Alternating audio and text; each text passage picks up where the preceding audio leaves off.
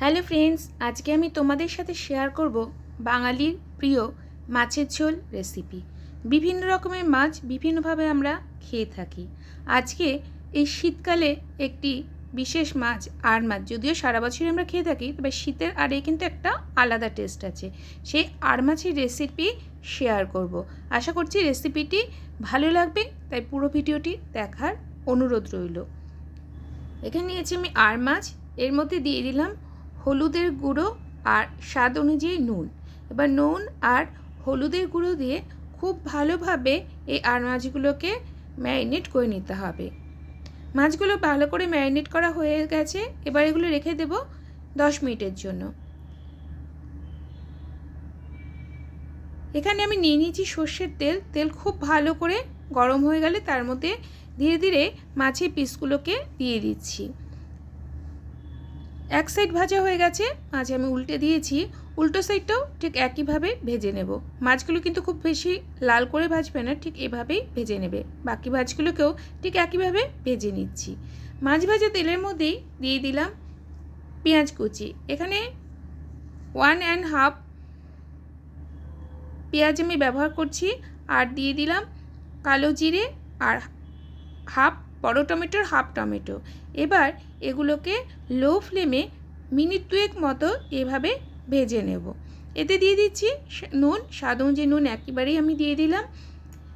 নুন দিলে টমেটোটা তাড়াতাড়ি নরম হয়ে যাবে, তবে টমেটো কিন্তু একদম গলিয়ে ফেলবো না। এবার এতে দিয়ে দিচ্ছি হলুদের গুঁড়ো।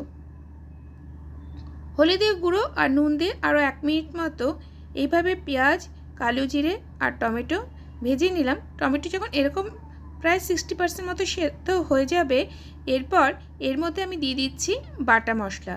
এখানে আমি ব্যবহার করছি আদা, জিরে আর লঙ্কা। এগুলোকে আমি একসাথে মিক্সিতে পেস্ট করে নিয়েছি।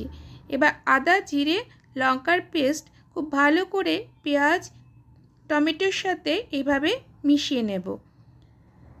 এই দেখো, খুব ভালো করে মশলা কষানো আমার হয়ে গেছে।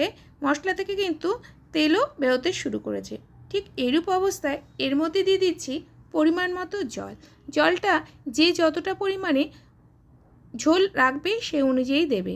এখানে আমি দিলাম 1.5 গ্লাস মতো জল। এবার খুব ভালো করে জলটা মশলার সাথে মিশিয়ে নেব আর ঝোল ফুটে ওঠা পর্যন্ত অপেক্ষা করব। ঝোল প্রায় 10 মিনিট ধরে ফুটিয়ে নিলাম। এবার দিয়ে দিব আস্তে আস্তে করে ভেজে রাখা মাছের টুকরোগুলোকে। আবারও বলছি, আর মাছ কিন্তু বেশি ভাজবে না, বেশি ভাজলে শক্ত হয়ে যাবে, খেতে একদমই ভালো লাগবে না। হালকা লাল করেই আর মাছগুলোকে ভেজে নিতে হবে। মাছের সাথে ঝোল খুব ভালো করে এইভাবে মিশিয়ে নিচ্ছি যাতে মাছগুলো খুব ভালো করে সেদ্ধ হয়ে যায়। এবার ঝোল আবারও 5 থেকে 7 মিনিট মতো ফুটিয়ে নেব। প্রায় 7 মিনিট হয়ে গেছে।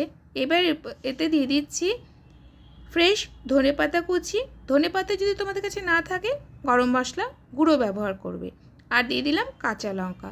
কাঁচা লঙ্কা আর ধনেপাতা দেওয়ার পরে আরও প্রায় 2 মিনিট মতো ঝোল আমি ফুটিয়ে নেব। শীতকালে কিন্তু ধনেপাতাটা যদি মাছের ঝোল বা যে কোনো সবজিতেই ব্যবহার করো, তাহলে খেতে কিন্তু বেশ ভালো লাগে আর একটা বেশ সুন্দর স্মেলও পাওয়া যায়। যাই হোক, প্রায় 7 মিনিট মতো ঝোল ফুটিয়ে নিলাম আর তারপর গ্যাসের ফ্লেম বন্ধ করে দিলাম। দেখো বন্ধুরা, তৈরি হয়ে গেল ইয়ামি ইয়ামি আর মাছের ঝোল। এতে কিন্তু খুব বেশি মশলা আমি ব্যবহার করিনি, আবার হালকা পাতলাও হয়নি। এভাবে একবার আর মাছের ঝোল রান্না করো, আশা করছি তোমাদের ভালো লাগবে। আর যদি ভালো লাগে লাইক করবে, কমেন্ট করবে আর যতটা পারবে শেয়ার করে দেবে। যারা চ্যানেলে নতুন, চ্যানেলটা যদি সাবস্ক্রাইব করে না থাকো, তাহলে তাদের কাছে অনুরোধ রইল চ্যানেলটি সাবস্ক্রাইব করে পাশে থাকার জন্য। খুব তাড়াতাড়ি ফিরে আসছি নতুন কোনো ভিডিও নিয়ে।